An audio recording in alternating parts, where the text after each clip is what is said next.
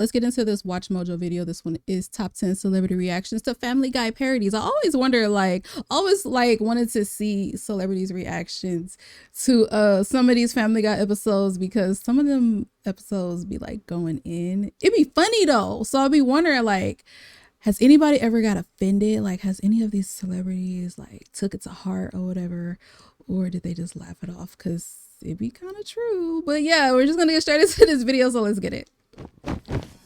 Ben Stiller, help me. No, Peter. I heard what you said about my movies. How'd you hear? Hello. Welcome Ears. to Watch Mojo. And today we're counting down our picks for the top 10 celebrity reactions to Family Guy parodies. Me being under Stewie's bed or something like that, and I'm smoking a cigarette or something? Is that what you're talking about? For this, He will forever be my favorite household names who Green responded Goblin. to this Like, animated sitcom send-ups of themselves. does he and look like their Green work. Goblin? Which Family Guy celebrity caricature made you laugh the hardest? Let us know in the comments. Number 10, Willem Dafoe. We'd gladly take an evil monkey living in our closet over a green goblin under our bed. Through a cutaway gag, Stewie reflects on how Willem Dafoe used to reside beneath his crib. I used to have a Willem Dafoe living under my bed. Hey, you asleep yet? No. Just checking. Voiced by David. Oh, that's creepy. Dafoe pops his head out from under the crib, waiting for Stewie to fall asleep. The Oscar-nominated actor smokes a cigarette to pass the time, slithering back under. Where exactly do his legs go?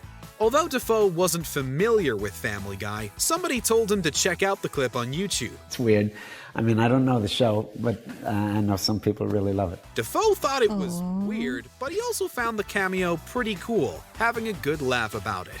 Now, if only Joe could learn to pronounce Willem's name correctly. Yeah, I just love William Dafoe. It's not William, it's Willem. Yeah, that's what I said, William. He was in Spider-Man with Kristen Dunst. Kirsten Dunst.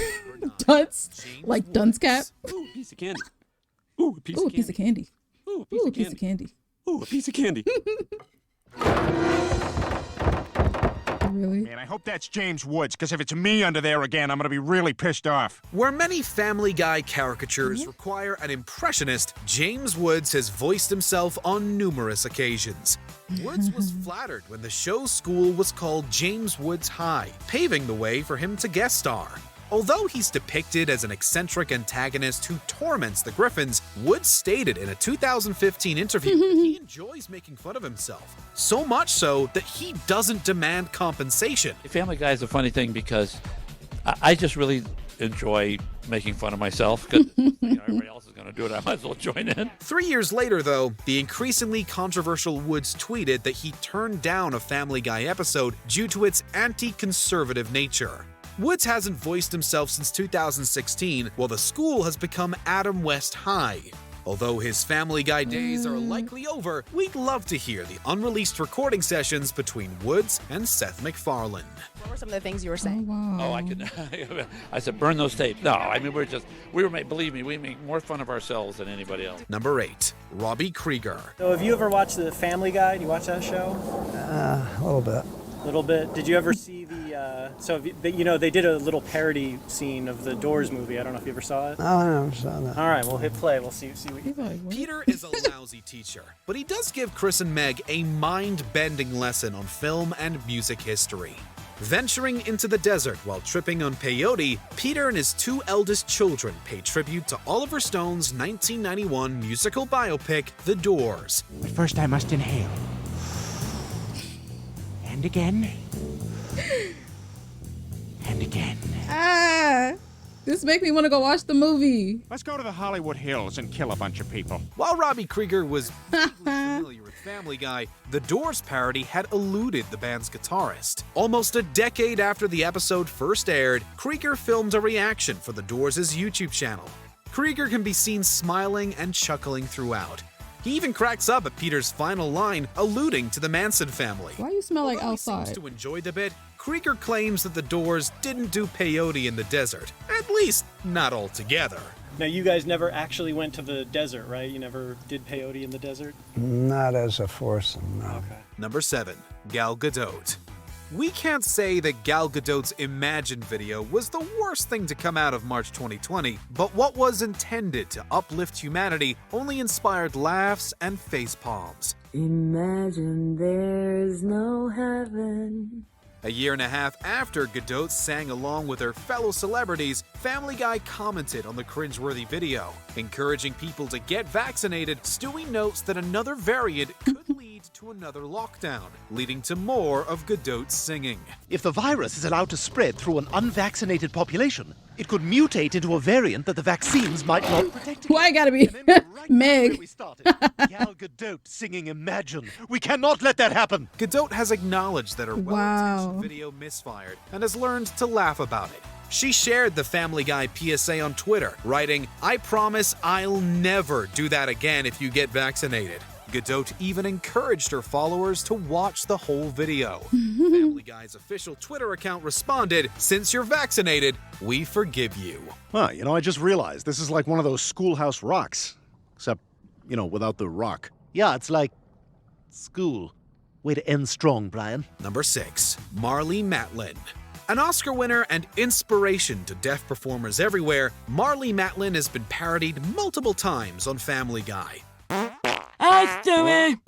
Oh, come on, Marlee. I know you can't hear them, but you gotta feel those things slapping out of there. In addition to neglecting her farts while passing by Stewie, Matlin struggles to book movie tickets over the phone. Please say the name of the movie you'd like to see now. The last. Oh my gosh, y'all, my dog wants to play. He just dropped his toy in front of me. I'm gonna play with you after this video. Matlin's agent supposedly got in touch, asking why they didn't enlist the real Matlin. Borstein and Matlin later confronted each other on Seth and Alex's almost live comedy show. Matlin jokingly criticizes Borstein's impression and teaches her some suggestive sign language. You want to learn some sign language? Yeah. Yeah? Behind the scenes, Matlin defended the various parodies of herself, stating, "The day we censor humor is a sad one for sure. Come here. All I gotta say is, line up, people." Matlin would eventually land a role in Family Guy, voicing Stella. Nice to meet you. Well, what is this? We doing a like new secret outside? handshake now? No, Griffin, I she's love deaf. you too, buddy. Oh. Can she read lips? Yes, I can. So if I do this, I can talk about what a sweet rack she has? Yes, but try not to make a boob honking gesture with your other hand while you're saying it. Number 5, Sarah Palin. So what do your parents do? That's better. My dad's an accountant, and my mom is the former governor of Alaska. When Chris dates a young lady with Down syndrome named Ellen, she mentions that her mother is the former governor of Alaska. It's a clear jab at Sarah Palin, who has a son with Down syndrome who was about 2 when this episode aired. On Facebook, Bristol Palin referred to Family Guy as a particularly pathetic cartoon, calling the creators heartless jerks. Sarah Palin shared similar criticisms on The O'Reilly Factor, calling them cruel, cold-hearted people. Those in the special needs community truly are some of the most loving and compassionate people in the world. So why pile it on to them and make their lives even that much more challenging? She said it best. McFarlane discussed the controversy on Bill Maher, noting that Andrea Faye Friedman, who voiced Ellen and has Down syndrome, released a statement saying that the joke was directed at Palin, not her son. Friedman added, "I guess former Governor Palin does not have a sense of humor." Palin, I think, was doing was coming out and saying, "I'm here to defend you." I mean, I would take it personal too. And what Andrea, the actress, had said was, this is, I don't need this. I love my life. I'm very happy. Number 4, an audience of celebs. Stewie and Brian kicked off the 2007 Primetime Emmys with a musical number paying tribute to television. Well, more specifically, all the garbage on television. CBS was once a network that was reverent and clean, but today they've got some shows that are remarkably obscene. Like the show about a little boy who lives with Charlie Sheen. The tune is set to the melody of the FCC song, which already borrowed from the show tune Volunteer Fireman's Picnic. ABC has got a lineup that's refreshing and alive, with its hits like Desperate Housewives just continuing to thrive. And those women look sensational. My mom used to be obsessed with that show.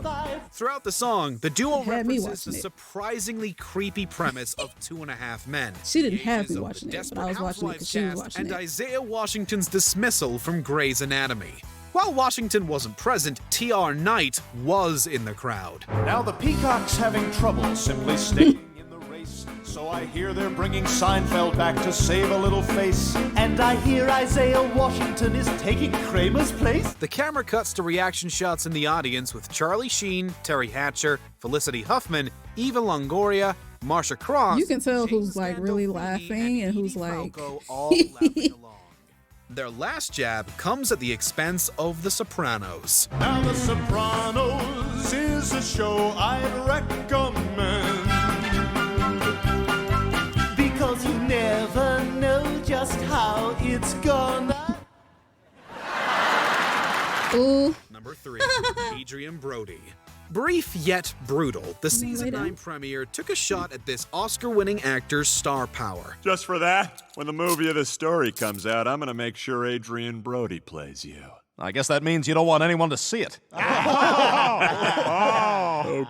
all right. But hey, that's not true, Tom.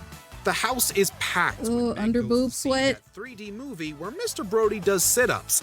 Of course, the 3D gets a little too real with Brody's nose poking out of the screen. 1, 2.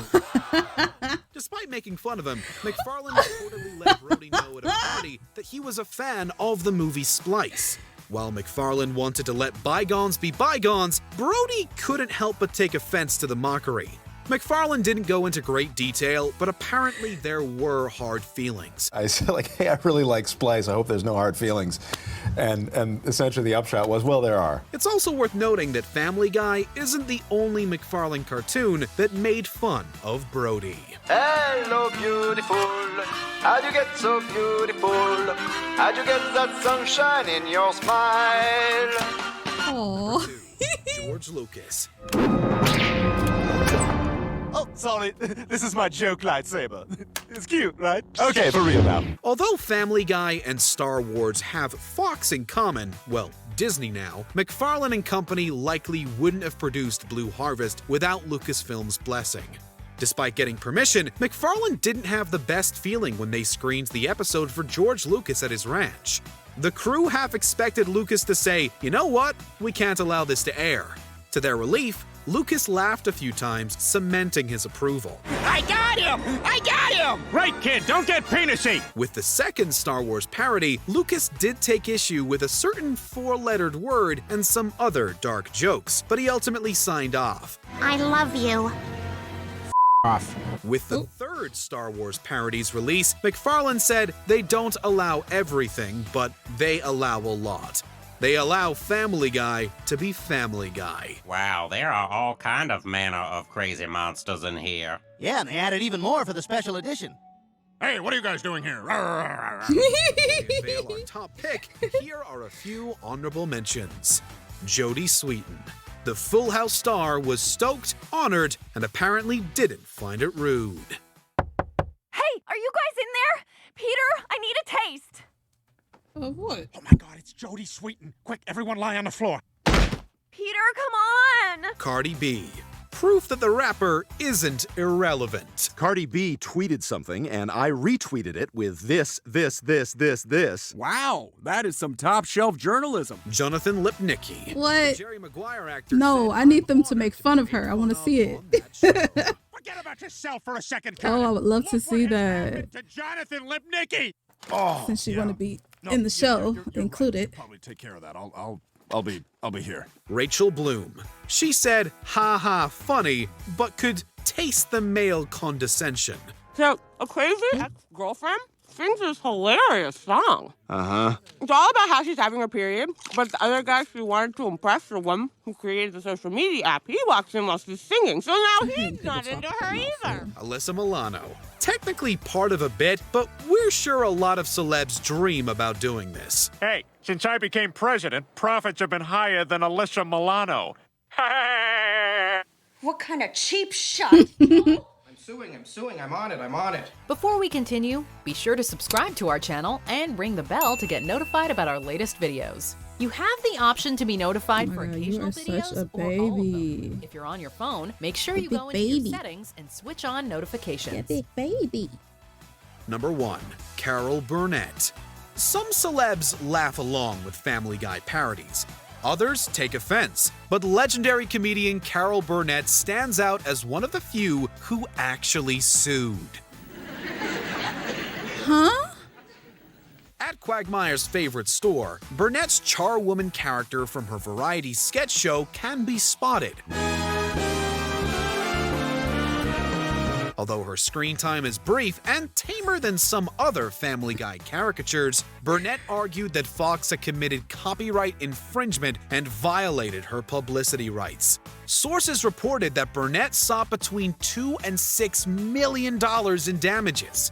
Judge Dean Priegerson ultimately threw out the lawsuit, citing the First Amendment as Family Guy's ace in the hole.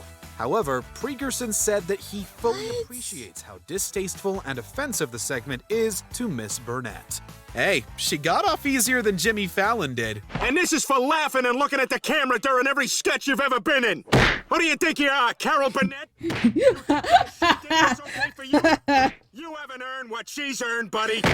Do you agree with our picks? Oh my God, I can't believe she sued. Get the fuck, I guess. All right, y'all, I'm done with the video. My dog making me look like a bad mom because he want to go outside. So we finna go outside and we finna play. So I'll see you guys in my next reaction video. Bye.